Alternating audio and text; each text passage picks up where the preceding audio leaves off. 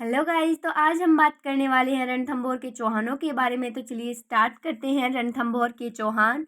तो रणथंभौर में चौहान वंश की स्थापना कुतुबुद्दीन ऐबक की सहायता से पृथ्वीराज पुत्र गोविंद राय ने 1194 में की थी। अब शासक की बात आए तो हमीरदेव चौहान, इनका शासनकाल है 1282 से 1301। राजधानी है रणथंभौर। राज तिलक है इनका 1282। स्थान है रणथंभौर। नेक्स्ट देखो, पिता जेत्र सिंह चौहान ने अपने जीवन काल के दौरान हमीरदेव का राज तिलक किया था। समकालीन खिलजी शासक है जलालुद्दीन खिलजी और अलाउद्दीन खिलजी। हमीरदेव के जो प्रमुख सेनापति हैं वो गुरदास सैनी, धर्म सिंह, भीम सिंह और भोज हैं।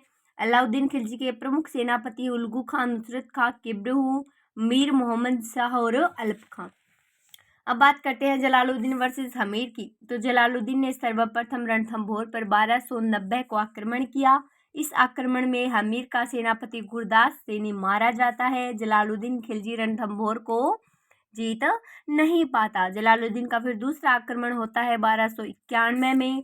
इसका परिणाम कि इस बार भी जलालुद्दीन खिलजी ने रणथंभौर को नहीं जीता। नेक्स्ट देखो, मैं ऐसे 10 दुर्गों को अपने एक बाल के बराबर भी नहीं समझता, ये कथन किसका है? तो जलालुद्दीन खिलजी का है। रणथंभौर दुर्ग के बारे में अलाउद्दीन खिलजी तथा हमीरदेव चौहान देख लीजिए। अब अलाउद्दीन खिलजी का गुजरात अभियान वर्ष 1299। प्रमुख सेनापति उल्गू खां, नुसरत खां, किब्रहू और मीर मोहम्मद शाह। परिणाम क्या इसका? चारों सेनापतियों में धन को लेकर विवाद। किब्रहू तथा मीर मोहम्मद शाह ने हमीरदेव के यहाँ शरण ली। हमीर हट के अनुसार अलाउद्दीन की बेगम चिमनाबाई के सेनापति मीर मोहम्मद शाह के साथ संबंध थे और दोनों में हमीर के यहाँ शरण ली। परिणाम स्वरूप क्या हुआ? रणथंभौर का युद्ध हुआ। नेक्स्ट देखो, रणथंभौर के युद्ध का परिणाम देख लो। भीम सिंह वीर गति को प्राप्त। हमीर ने धर्म सिंह को हटाया तथा भोज को नया सेनापति बनाया। नुसरत खां युद्ध में मारा गया। इसमें विशेष है स्वयं अलाउद्दीन खिलजी ने युद्ध में प्रवेश किया। रणथंभौर दुर्ग पर अलाउद्दीन ने 8 माह तक घेरा रखा। विश्वासघाती सेनापति हैं रणमल और रतिपाल। शाका देख लीजिए, यह राजस्थान का प्रथम शाका और जल ये जौहर था। इस जौहर का नेतृत्व रंग देवी ने किया था और पुत्री कौन थी? देवल दे। नेक्स्ट देखो, दोनों अपने आत्मसम्मान को बचाने के लिए 11 जुलाई 1301 को पद्मला तालाब में कूदकर अपने प्राणों की आहुति दे दी। अलाउद्दीन ने रणमल व रतिपाल की हत्या कर दी। प्रत्यक्षदर्शी थे इसमें अमीर खुसरो। कथन क्या है मीर खुसरो का? कि आज कुफ्र का गढ़ इस्लाम का घर हो गया। अब देखो, हमीरदेव चौहान ने अपने पिता जेत्र सिंह की याद में 32 खंभों की छतरी बनवाई। तो रणथंभौर में तो यही इंपॉर्टेंट है। अब बात करते हैं जालोर के सोनग्रा चौहानों की। तो प्राचीन नाम है जबालीपुर। सोनग्रा वंश की स्थापना की थी कीर्तिपाल ने 1181 में। कीर्तिपाल नाडोल राजा अलहन का पुत्र था। कुलदेवी आशापुरी। अब देखो कान्हड़ के बारे में। कान्हड़ शासनकाल इनका 1305 से है। समकालीन शासन है अलाउद्दीन खिलजी। शासनकाल है 1305 से 1311 तक। पत्नी है जेतल देव। इनके पुत्र का नाम, किनके पुत्र का? कान्हड़ के बारे पर पढ़ रहे हैं। पुत्र वीरम देव, सेनापति जेत उलीचा और जेत देवड़ा। तो देखो, सिवाड़ा युद्ध 2 जुलाई 1308। स्थान है बाड़मेर। विश्वासघाती सेनापति थे इनके भावले। तो सिवाड़ा जालोर की कुंजी है। सिवाड़ा मारवाड़ के राजाओं की शरण स्थली भी रहा। इसमें आक्रमणकारी है कमालुद्दीन कुर्ग। सिवाड़ा का रक्षक था उस समय शीतल देव। जौहर किया था मीणा दे ने। तो शीतल देव वीर गति को प्राप्त हुआ। कमालुद्दीन कुर्ग ने सिवाड़ा पर अधिकार कर लिया। अलाउद्दीन खिलजी ने सिवाड़ा का नाम खेराबाद रखा। अब बात करते हैं जालोर के युद्ध की। तो आक्रमण वर्ष 1311। आक्रमणकारी है कमालुद्दीन कुर्ग।